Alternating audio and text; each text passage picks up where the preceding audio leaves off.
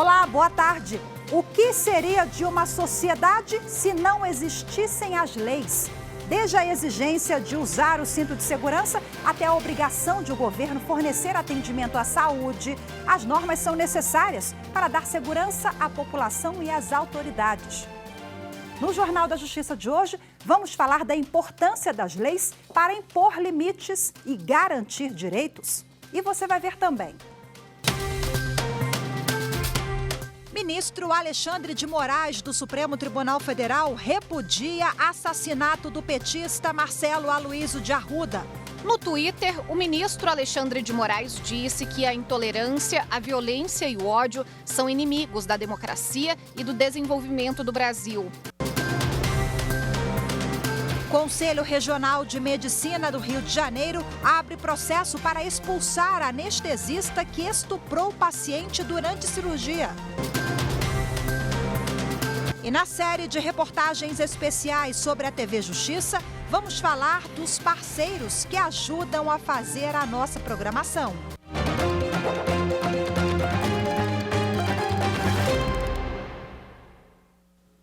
A Justiça decretou prisão preventiva de Jorge Guaranho, que matou o guarda municipal Marcelo Aloysio de Arruda neste domingo.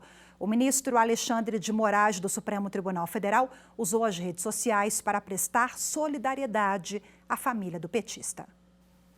No Twitter, o ministro Alexandre de Moraes disse que a intolerância, a violência e o ódio são inimigos da democracia e do desenvolvimento do Brasil. O respeito à livre escolha de cada um dos mais de 150 milhões de eleitores é sagrado e deve ser defendido por todas as autoridades no âmbito dos três poderes. Uma câmera de segurança registrou o crime. O guarda municipal e tesoureiro do Partido dos Trabalhadores, Marcelo Aloysio de Arruda, de 50 anos, foi morto a tiros na madrugada do último domingo, na própria festa de aniversário em Foz do Iguaçu. A suspeita é que o crime tenha tido motivação política, porque o tema da comemoração era o ex-presidente Luiz Inácio Lula da Silva. O homem que atirou contra Marcelo é o policial penal federal Jorge José da Rocha Guaranho, que também acabou sendo baleado pelo guarda municipal que reagiu ao ser atingido. O policial penal está internado e sob custódia da polícia. A Secretaria de Segurança Pública do Paraná apura se a razão do assassinato foi divergência política. Também está sendo investigado se a vítima e o agressor se conheciam antes da briga. Testemunhas chaves do caso começam a ser ouvidas nesta segunda-feira. Efetivamente, tudo deverá ser investigado, o Ministério Público deverá oferecer uma denúncia, a competência para processamento e julgamento será do Tribunal do Júri. Em caso de condenação, poderá acontecer a condenação pelo homicídio com duas qualificadoras, a motivação torpe e o recurso que dificultou a defesa da vítima. O Conselho Federal da Ordem dos Advogados do Brasil também se manifestou sobre o crime. O presidente nacional, Beto Simonetti, disse que o triste episódio de Foz do Iguaçu reforça a necessidade de unidade das instituições, inclusive dos partidos, em torno da civilidade. Cabe aos líderes políticos darem exemplos de paz e tolerância para que o ambiente eleitoral seja pacífico, alinhado aos pilares da democracia e nos conduza a soluções de que a sociedade precisa. O Conselho Regional de Medicina do Rio de Janeiro abriu processo hoje para expulsar o anestesista Giovanni Quintela Bezerra. Ele foi preso ontem em flagrante por estuprar uma grávida durante a cesariana. O crime foi filmado por enfermeiras e técnicas do Hospital da Mulher, que esconderam o celular na sala de cirurgia. Giovanni Quintela Bezerra foi preso em flagrante e autuado por estupro. Por unanimidade, o plenário virtual do Supremo Tribunal Federal invalidou regra da Constituição de São Paulo que estipulava prazo para o governador regulamentar leis. Foi o governo de São Paulo que entrou com a ação no Supremo. A relatora, ministra Rosa Weber, julgou que a jurisprudência do STF, ao garantir o princípio constitucional da separação de poderes, não permite que seja determinado prazo para os governos locais fixarem decretos e leis. Entendimento seguido por todos os ministros. Os ministros explicaram ainda que somente a União pode definir normas para crimes de responsabilidade, por se tratar de matéria penal. O trecho invalidado da Constituição do Estado de São Paulo impunha prazo de 30 a 180 dias para o governador fixar regras e decretos solicitados pela Assembleia Legislativa, secretários e diretores de agências reguladoras.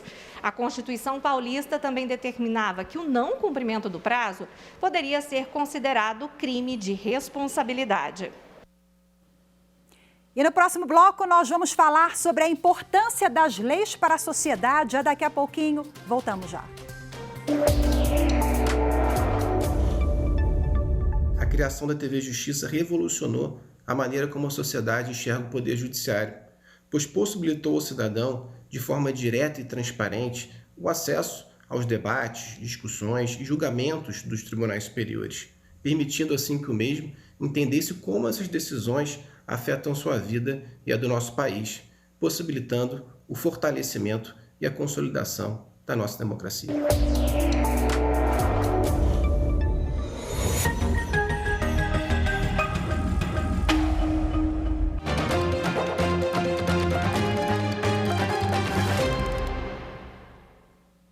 Você já imaginou como seria o mundo sem as regras de trânsito, de convivência e sem as leis?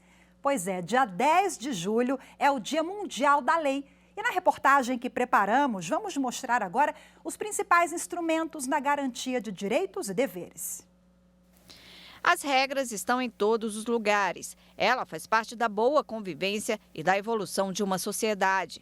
Foi por isso que, em 1965, vários países decidiram aderir à data 10 de julho como Dia Mundial da Lei, já comemorada pelos Estados Unidos, e lembrar a importância do cumprimento das leis. As normas são criadas a partir das necessidades ou interesses comuns da população, com o propósito de facilitar ou aperfeiçoar o convívio social. Elas orientam a conduta dos cidadãos, das empresas, do governo e demais órgãos públicos. No Brasil, a principal norma é a Constituição Federal de 1988 e diz que a lei começa pelo projeto de lei que pode ser de iniciativa popular de qualquer parlamentar federal, de forma individual ou coletiva, do presidente da República, do Supremo Tribunal Federal, dos tribunais superiores e do Procurador-Geral da República. E depois do projeto passar por toda a discussão no Congresso Nacional sobre a legalidade e for aprovado, ele vira lei e precisa ser sancionado pelo presidente da República para depois ser publicado. Em tese, a partir de então, a lei passa a valer para todo brasileiro ou estrangeiro que esteja em nosso país. Todos têm a obrigação de respeitar as regras locais. Existem vários tipos de leis e para cada uma delas tem um processo de aprovação específico. A lei de iniciativa popular é considerada uma das mais democráticas, porque ela é proposta pelo povo à Câmara dos Deputados. Um dos exemplos é a lei da ficha limpa.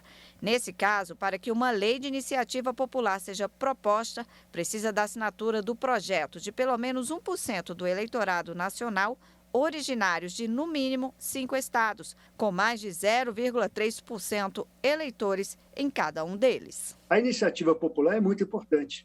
E para uma democracia se tornar cada vez mais substancial, mais forte, é importante demais que a sociedade se organize e que participe do processo decisório. No caso, o processo decisório de elaboração de leis. Bom, e para falar mais sobre a importância das leis, eu converso agora ao vivo de forma remota com o advogado José Cupertino da Luz Neto. Seja muito bem-vindo, boa tarde para o senhor.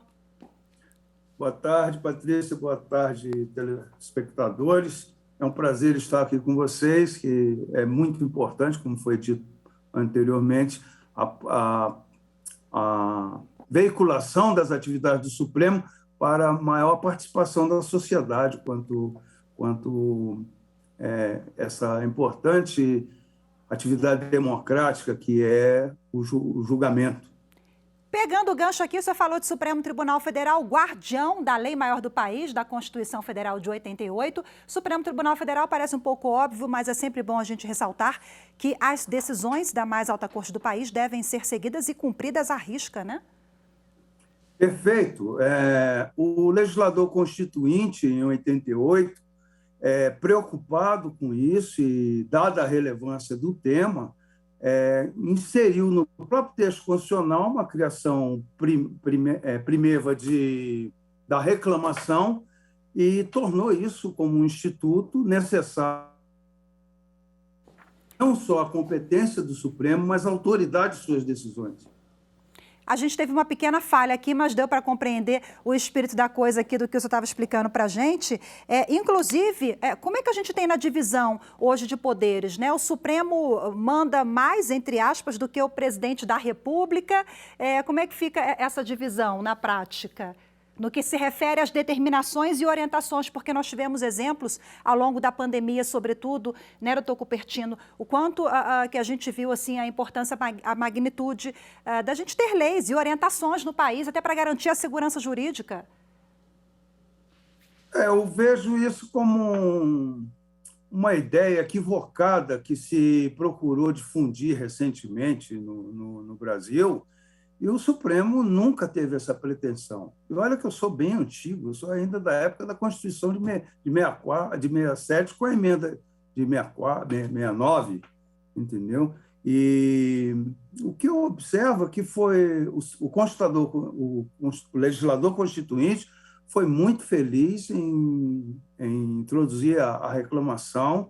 E, veja bem, o Supremo não governa. O Supremo mantém, inclusive apareceu agora aí uma posição adotada sobre a tripartição dos poderes. O Supremo não é executivo. Agora, no que tange a interpretação e a aplicação da Constituição, o Supremo Tribunal Federal é soberano e todo mundo deve se submeter, principalmente as autoridades que são encarregadas da aplicação. Então, o Supremo não manda a sua vontade, o seu talante, ele aplica a Constituição. O Supremo nunca teve essa pretensão, nem nos... E eu já frisei isso porque justamente a gente escuta falar cada coisa por aí, vê que, né, o senhor que já está tanto tempo aí na carreira, a gente sabe que não é bem assim, é sempre bom frisar e esclarecer essa questão. Bom, olha só. O texto constitucional, me desculpe interromper, é muito claro. Uhum. É muito claro, o texto constitucional é muito claro. E foi introduzido isso com a emenda 45, o Supremo pode e deve anular decisões que contrariem a aplicação da Constituição. Isso é corretíssimo. Por quê? Porque senão nós feriríamos o Estado democrático de direito. Doutor Cupertino, e quais são as informações que são protegidas pela Constituição? O direito à informação é a regra, porém, aqueles que a Constituição proclama como necessários à preservação, no caso, por exemplo, na vida, aqueles que violam a privacidade, a vida privada, aquelas informações que colocam em risco a segurança do Estado ou da sociedade. O Supremo tem sido bem claro nesse aspecto. O Supremo não tem data vênia de quem pensa diferente, não tem feito outra coisa senão aplicar a Constituição conforme a realidade que se lhe apresenta. E para a gente fechar, as decisões da mais alta corte do país seguem também como um farol ali de orientação para outras instâncias do Poder Judiciário, né? De novo, a gente pode trazer a reforma do Judiciário, a emenda 45, que trouxe instrumentos justamente para isso, repercussão geral, súmula vinculante, né? Como você disse, o óbvio, e diria o Nelson Rodrigues, seria o óbvio ululante. Mas muitas vezes nós nos deparamos, eu como advogado, com juízes que dizem assim, eu não vou aplicar a lei, já me ocorreu, porque eu não concordo com a decisão da Corte Superior. Eu digo, quando Vossa Excelência fizer parte da Corte Superior, terá toda a liberdade de aplicar de expressar seu entendimento. Mas enquanto for juiz subordinado à autoridade do Supremo, o senhor tem que cumprir o entendimento proclamado pelo Supremo. Ponto. Maravilha, muito obrigada pela sua participação, viu? Boa tarde para o senhor e até a próxima. Obrigado, eu que agradeço a oportunidade. Boa tarde. Boa tarde. E você vai ver em instantes, na série de reportagens especiais sobre a história da TV Justiça, conheça um pouco mais sobre os parceiros que ajudam a fazer a nossa programação. Os detalhes, daqui a pouquinho voltamos já. Eu acredito que na construção da democracia é fundamental a participação lúcida de cada cidadão. Isso só é possível através do conhecimento e da educação. A TV Justiça é importante para a sociedade brasileira porque ela democratiza o acesso à informação de qualidade, permitindo o pleno exercício da cidadania.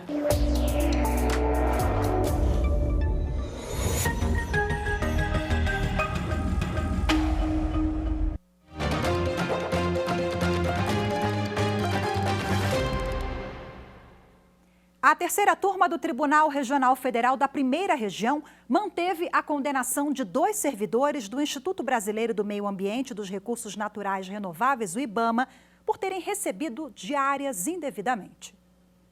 O Tribunal Regional Federal da Primeira Região manteve a condenação de 2 servidores do IBAMA por improbidade administrativa. A terceira turma do tribunal entendeu que os documentos comprovaram que agiram de forma consciente ao preencherem os relatórios de viagem com informações falsas, incorporando ao patrimônio particular verbas da União. Os magistrados entenderam que houve lesão ao patrimônio público. O pedido de condenação foi proposto em uma ação civil pública do Ministério Público Federal contra os servidores do IBAMA. De acordo com a ação, eles preencheram relatórios de supostas viagens realizadas em outubro e novembro de 2013 no estado do Amapá. O TRF1 entendeu que há provas suficientes da prática de improbidade administrativa e, por isso, eles terão que devolver os valores recebidos indevidamente e com correção. Além disso, tiveram os direitos políticos suspensos por 6 anos e estão impedidos de contratar com o poder público pelo prazo de 5 anos. O presidente do Superior Tribunal de Justiça, ministro Humberto Martins, suspendeu a decisão que impedia a construção de ponte pela Vale. A obra será realizada no Pará. A decisão do presidente do Superior Tribunal de Justiça, ministro Humberto Martins, suspendeu a decisão judicial que impedia a emissão da Vale na posse de um terreno em Marabá, no Pará, em processo de desapropriação para a construção de ponte ferroviária sobre o rio Tocantins. A ação de desapropriação foi ajuizada com base em declaração de utilidade pública e no Decreto-Lei 3.365 de 1941, sendo concedida a liminar de emissão provisória na posse pelo Juízo Cível de Marabá. Após recurso dos proprietários, o Tribunal de Justiça do Pará suspendeu a emissão na posse, determinando a realização de perícia judicial para avaliação do terreno. No pedido de suspensão dessa decisão dirigida ao STJ, a Vale argumentou que a prévia avaliação do bem não é condição para emissão na posse, pois o valor ofertado inicialmente pode ser complementado em momento posterior, se necessário. Ainda segundo a empresa, a obra é de utilidade pública e essencial para o escoamento de minérios na região. Além disso, mencionou investimentos superiores a 4 bilhões de reais no aumento da capacidade da estrada de ferro Carajás e afirmou que a liminar pode atrasar em 1 ano a conclusão do projeto, gerando prejuízos significativos. Para o presidente do STJ, ficou caracterizada a grave lesão à ordem pública na sua acepção administrativa em decorrência dos entraves à execução normal e eficiente da política pública desenhada e estrategicamente escolhida pelo gestor público. O ministro Humberto Martins também considerou indevida a interferência do Poder Judiciário Estadual ao suspender a emissão na posse. Ele ressaltou que o Poder Judiciário não pode desconsiderar a presunção de legitimidade dos atos do Executivo em situação como a analisada, pois quando atua dessa forma, acaba interferindo na execução de políticas públicas, como é o caso da expansão da estrada de ferro em Marabá. No dia 11 de agosto, a TV Justiça vai completar 20 anos. E para marcar a data, nós preparamos uma série de reportagens especiais para relembrar um pouquinho da história da TV. Hoje você vai conhecer um pouco mais sobre os parceiros da TV Justiça, instituições de vários estados que trabalham para informar, esclarecer e ampliar o acesso da população à justiça.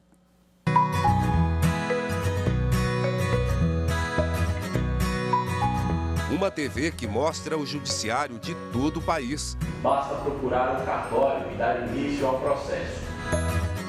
No ar, a TV Justiça. Para dar conta dessa cobertura, o apoio robusto de parceiros de tribunais e instituições. Nós somos 22 parceiros que também realizam programas, mandam programas para cá. Tem parceiros de todos os estados, que na maioria são os tribunais regionais, tanto do trabalho quanto do STJ. Temos também outras entidades ligadas ao meio judiciário, como a MAGES, como os cartórios, a Federação dos Cartórios. Temos instituições de ensino, né? Todas elas produzem programas voltados para a área do direito, como a própria OAB também tem 2 programas semanais, onde ela explora as questões do direito e ensina a população de que forma ela pode se beneficiar da justiça. A equipe do Tribunal de Justiça de Mato Grosso registra uma ampla cobertura no estado. Expedições marcam o trabalho. No caminho, a dificuldade de acesso. O contato com diferentes culturas.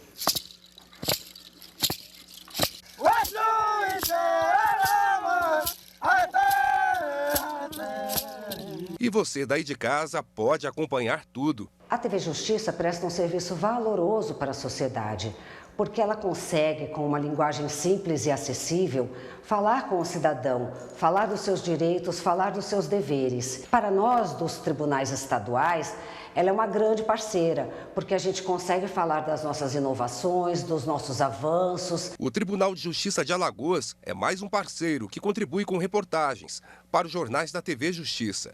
A cada exibição, a equipe comemora os resultados. No caso do Tribunal de Justiça de Alagoas, essa parceria é extremamente importante porque ela permite que conteúdos, ou seja, informações sobre o judiciário alagoano, tenham repercussão nacional, sejam vistas estas informações por tribunais de outros estados do Brasil e até por operadores do direito de forma geral. Ou seja, estamos em Alagoas, mas as informações de Alagoas podem ter relevância nacional. Entre os tribunais superiores, o STJ, por exemplo, envia em média 60 reportagens por mês, 25 interprogramas e exibe 3 programas. Um deles é o Entender Direito. Ele já é um programa mais voltado para o advogado, para o operador do direito, para o estudante, para aquela pessoa que está estudando direito. Então, a gente tenta aí mesclar a linguagem, né? Claro, sempre buscando uma linguagem mais acessível, programas mais didáticos, para as pessoas assistirem e conseguirem ali entender esse assunto, né, do STJ, do mundo do STJ, que para alguns é complexo, né? A parceria com a TV Justiça já tem 18 anos. Hoje o STJ conta com 30 horas de programação na grade da TV. A gente costuma dizer que a TV Justiça ela é uma grande fonte para disseminar, para levar informação para o público em geral, né? Que é uma TV aberta e todo mundo tem acesso. O Tribunal Superior do Trabalho encaminha reportagens para os telejornais e colabora com 2 programas. O Revista TST, com edição semanal, e o Jornada. Um programa sazonal que foge um pouco do dia a dia, dos julgamentos, das decisões, para levar a reflexão, para levar a discussão de temas importantes para o trabalhador, para o mundo do trabalho, para que também quem assista tenha uma nova forma de ver, uma nova forma de pensar sobre os temas relacionados ao mundo laboral. A dobradinha com o TST começou em 2007. De lá para cá, o brasileiro ganhou a oportunidade de conhecer melhor as decisões da Justiça do Trabalho. O nosso objetivo é que essa parceria seja ainda maior, porque, de fato, os temas da Justiça do Trabalho interessam ao cidadão, tanto que o tribunal é conhecido, possui o lema do Tribunal da Justiça Social, e com mais um canal de comunicação é possível, sim, chegar e ampliar a chegar a mais gente, ampliar essa mensagem. Só no ano passado foram ao ar 4.426 programas, produzidos por parceiros de todo o Brasil da TV Justiça. Quanto maior essa rede, maior o retrato do judiciário. Sob diferentes ângulos, chegam histórias, reivindicações e como a Justiça lida com essas demandas. Uma programação diversa.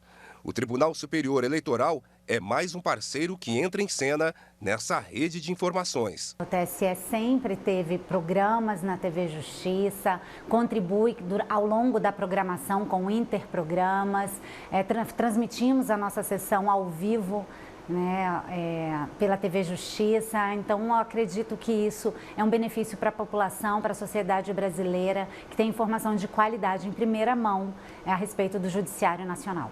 Em ano eleitoral, imagine a importância do tema na programação. É muito importante, né, a gente conseguir esclarecer, explicar para a população de forma clara, efetiva, como é votar, a importância do voto, o passo a passo, as informações, as novidades, as inovações, como são feitas as auditorias, como acontece o dia a dia das eleições brasileiras, que elas começam quando termina uma eleição. Termina uma eleição, a gente já começa a preparar outra eleição, e a TV Justiça ela é fundamental para a gente conseguir mostrar isso para a sociedade brasileira. Em 20 anos, a TV Justiça aumentou os laços com os parceiros.